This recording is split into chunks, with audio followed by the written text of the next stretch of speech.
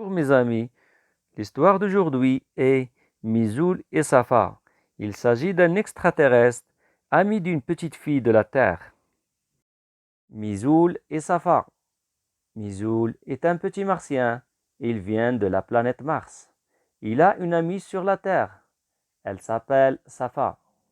Safar habite dans un village. Ses parents ont une maison avec un jardin.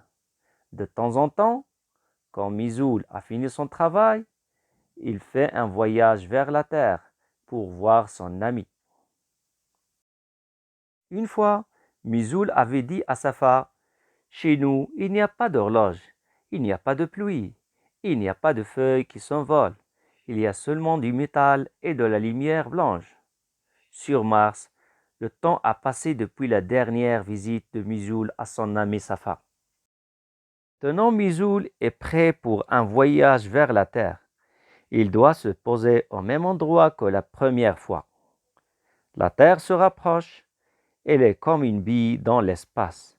Puis il grossit, grossit, plus vite, encore plus vite.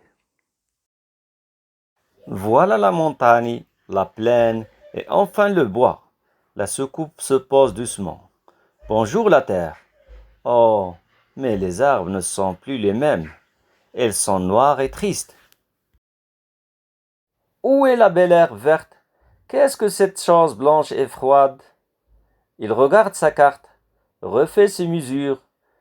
Non, je ne suis pas trompé, c'est bien là. Attendons le jour et dormons un peu.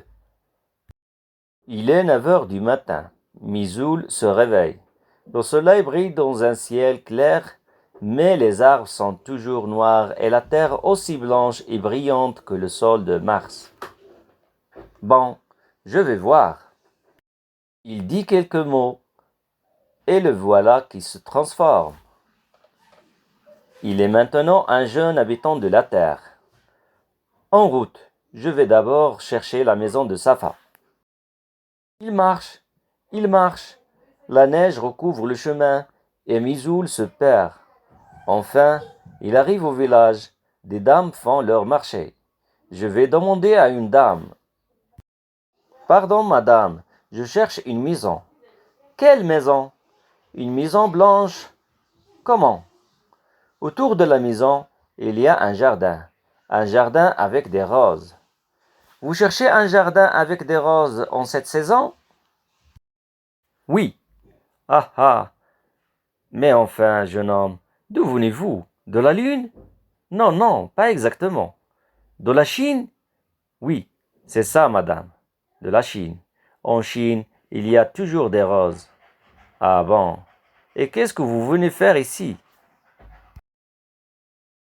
Je cherche une amie, Safa.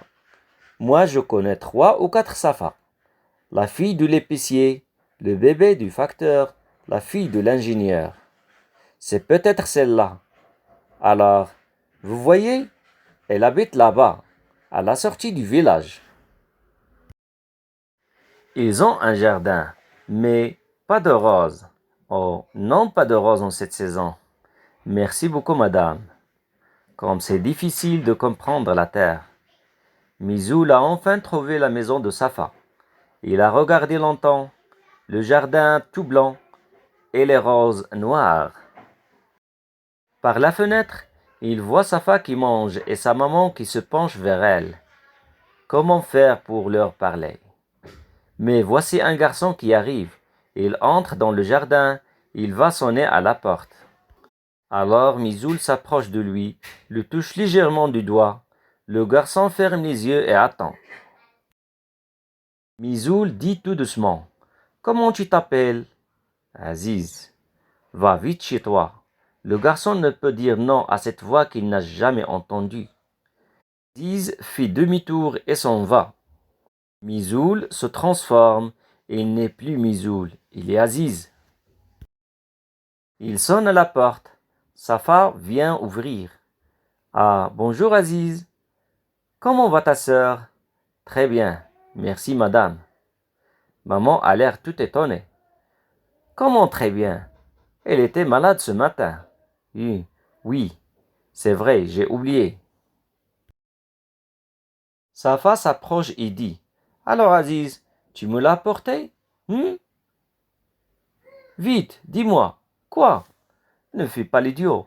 Oui, oui, je l'ai cherché moi, mais je n'ai pas pu l'apporter tout de suite. Oh, ça ne fait rien. Tu as fait tes devoirs? Oui. Moi, je ne sais pas faire mon problème. Fais voir. Mais tu ne sauras pas. Fais voir quand même. Ça m'amuse. Mizoul se penche sur le cahier de Safa. Mais ton problème est fait, regarde. Ne te moque pas de moi. Mais regarde, c'est ton écriture. Ça alors, je dois travailler la nuit en rêve. Et je suis très forte. Mizoul reprend sa forme. Ah, c'est toi? Oh, que je suis contente. Mizoul lui tend la main. Elle s'endort. Plus tard, Safa se réveille. Mizoul est parti, mais il lui a laissé une belle bague sur la petite table avec un petit mot. Ce soir, papa et maman ont des invités. Souad, Karima, Jalal l'ingénieur, Sad le géologue, le professeur, l'avocat et d'autres encore. Tout le monde parle. Ah, comme les grandes personnes sont bavardes. Safa a mangé des gâteaux roses, verts, bleus, puis il est allé dans sa chambre. La voilà qui revient en courant. Maman, regarde, c'est pour toi. Elle lui donne la bague de Mizoul et les petits mots. Maman ouvre de grands yeux. Tout le monde s'approche d'elle. La pierre ressemble à une étoile bleue. Voyons, nous ne rêvons pas? Non, non, nous ne rêvons pas. Papa prend le papier où Mizoul a écrit. Pour vous, maman.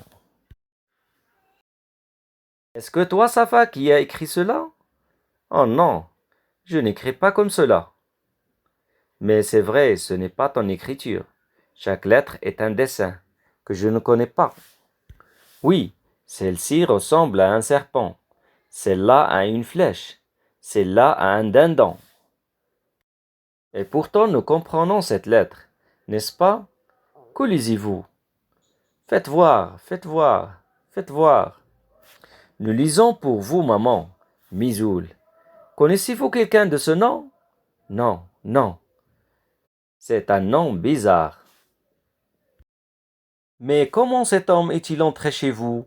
C'est vrai, comment est-il entré? Je n'ai vu personne. Quand je suis allé faire des courses avec Safa, j'ai fermé la porte à clé. Mais je ne suis pas allé faire des courses, maman. Voyons Safa, rappelle-toi. Ça ne fait rien. Revenons à la pierre et à la lettre. Oui, faites attention. Moi j'ai peur de cette pierre. Papa sourit. Il prend la pierre qui brille à mille feux, puis il la donne à Saad, le géologue. Tenez, regardez comme il est belle. On dirait un diamant bleu. Que se passe-t-il? Dans la main de Saad, la pierre s'éteint. Il devient noir, froide comme une étoile morte. Ah ah! Vous voyez, c'est un morceau de charbon. Quelqu'un se moque de nous. N'est-ce pas, ma fille? Est-ce que je peux prendre le morceau de charbon? Elle prend la pierre et aussitôt il brille à nouveau à mille feux. Oh! C'est trop fort! On se moque de nous dans cette maison. Mais non, il y a parfois des choses que l'on ne comprend pas. Moi, je m'amuse beaucoup. C'est une soirée merveilleuse. C'est vrai. Allons, buvons le thé et oublions cet inconnu. Mettons un peu de musique. Safa vient s'asseoir à côté de sa mère et lui dit à l'oreille. Quelqu'un est allé te cueillir une étoile, chère maman. Toutes deux se regardent en souriant. Fin.